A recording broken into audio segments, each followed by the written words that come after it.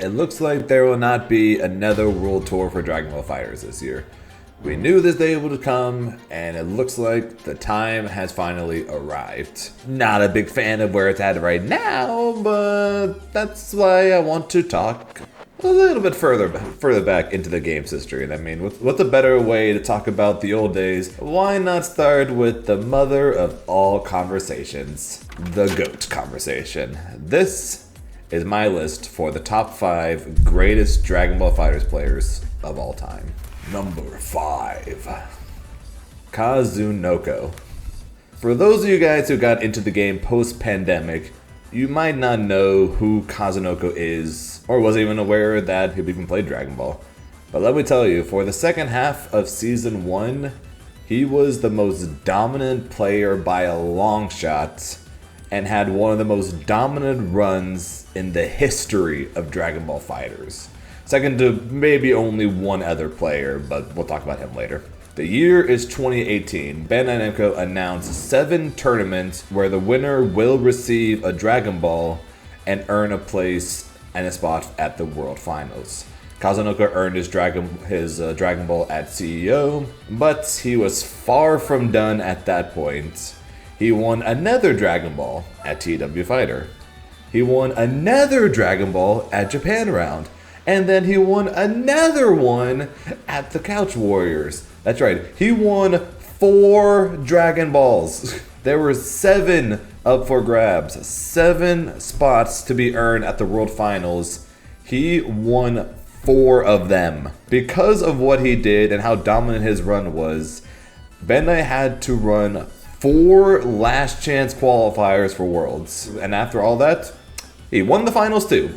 He won 4 auto qualifiers and then won the finals through winners, never dropping a set. Although he did fall off in Season 2, still placing top 8 in every tournament that he went to, and including getting second in 4 different events as well.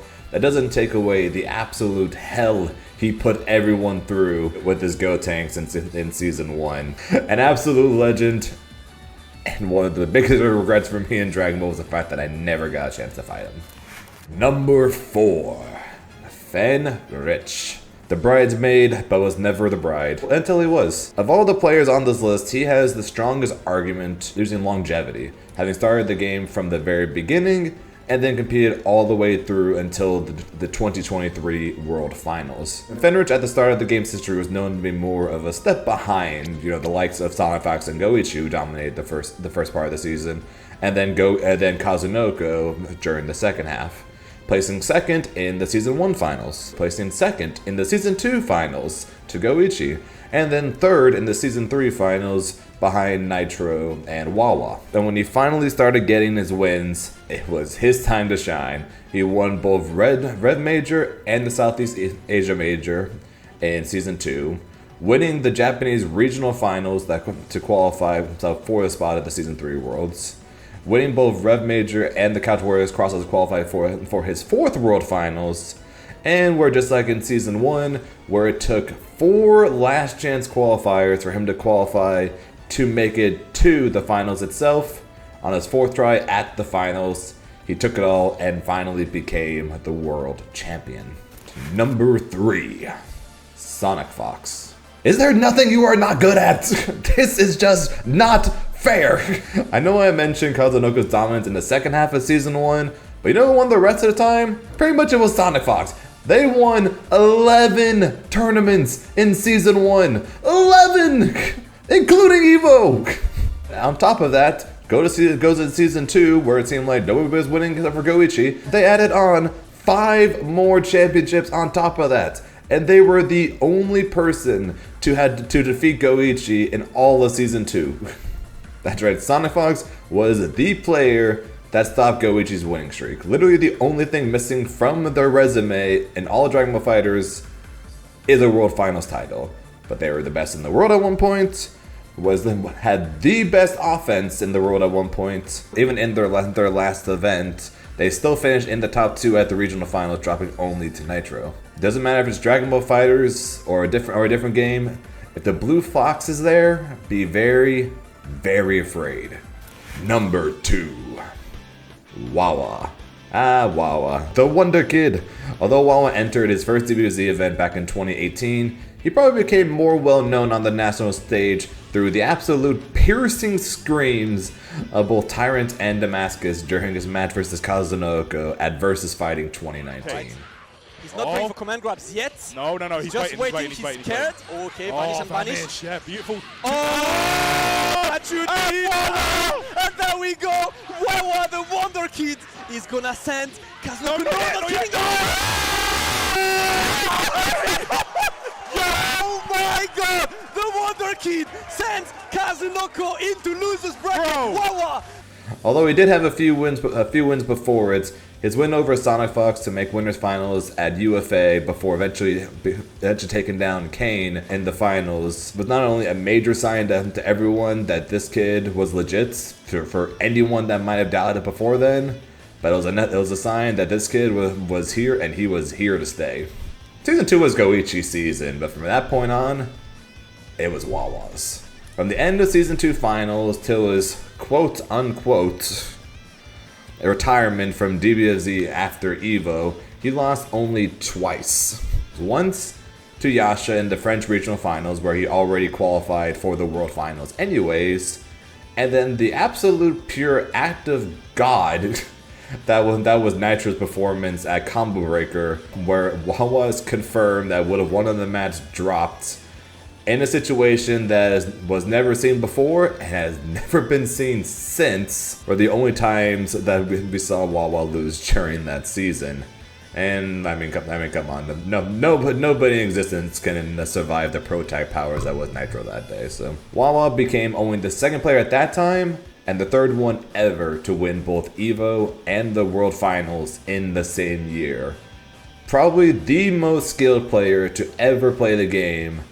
And I really wish he didn't drop the game afterwards, because it would be really cool to see what he could have done as the game continued to evolve. Now, before we get to number 1, the quick honorable mention: me, for no other reason than it's my video and I want to be in it. Honorable mentions: Hikari, because I know many of you will question why he is not on this list. Hikari is a weird player to talk about when discussing the all-time list because, well, he really hasn't won very much. But at the same time, he won a lot. He didn't win that many tournaments, but the tournaments he won were the biggest tournaments. He has an EVO title, is one of only 3 people to have won both EVO and the World Finals in the same year. Not only did he win the World Finals, he is the only person to have won 2 World Finals. But here's the thing, that's kind of it. Although he does have more World Finals wins than anybody else, I personally value the longer amount of time that the other players were on this list remain dominant, as well as the multitude of more championships that they had won. But with that being said, let's move on to number 1, where I'm sure absolutely none of you guys could have possibly guessed who was going to be at the top of this list. Number 1, Goichi. Goichi, the GOATs. Undisputably, in the eyes of many, I'm not even sure what's more there is to say about him, really. When discussing the other players on this list, I kept bringing him up. In Season 1, it was him and Sonic Fox winning everything until Kazunoko's reign in the second half. Remember when I said that Wawa only lost twice in Season 3? Goichi only lost once in Season 2, and he entered double the amount of tournaments Wawa did. No one could beat him, and he was the first player to ever win both the EVO Finals and the World Finals in the same season. If Sonic Fox was the ultimate weapon, Goichi was the ultimate shield, the defense that could not be broken, blocking entire spark timers. They are so calm right now with only 30 seconds on the timer. Wow! Oh my goodness! Are you kidding me? Oh my goodness! Yes! Hold up! Oh my God! How does he How does he do that? Oh, he's still chasing! Yes! He's trying to jump out the corner!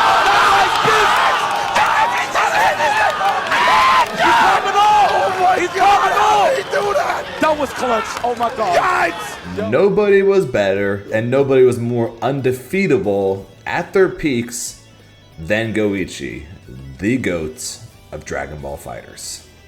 So thank you guys for watching. I appreciate it. Let me know down below what you guys thought of the list. Do you agree?